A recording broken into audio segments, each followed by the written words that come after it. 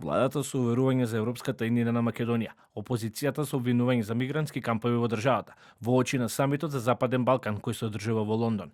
Премиерот Христијан Мицкоски, уверен во напредокот на Македонија, вели дека покрај спроведувањето на домашните реформи, владата активно работи на евроинтеграциите на државата. Местото на нашата земја е во рамките на Европската унија, како и генерално на целиот регион на Западен Балкан.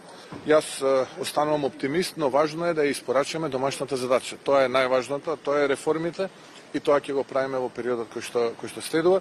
Очекувам прогрес и во делот на откочување на проблемот кој што го имаме во овој момент, но ајде да видиме. Рековме, ние наша цел е да го заштитиме нашето национално достоинство. Од опозицијата се обвинување дека владата и премиерот за време на самитот договарале отворање на мигратски кампови, за кои како што велат од опозицијата, премиерот одбил да говори за британските и македонските медиуми.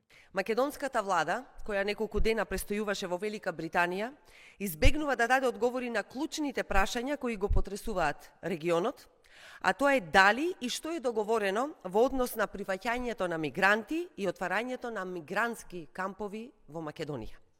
Според информациите кои ги имаме од Британија, но и оние кои јавно ги објавија реномирани британски медиуми, фокусот на средбите на британската влада било токму ова прашање. Инаку британски Таймс претходно откри дека Велика Британија им се обратила на Косово и Македонија, како и на неколку земји надвор од Европа, во врска со можноста за отворање центри за враќање. Македонија не одговорила на барањето на Таймс за интервју, зашто од СРСМ бараат директно одговори од премиерот Мицкоски.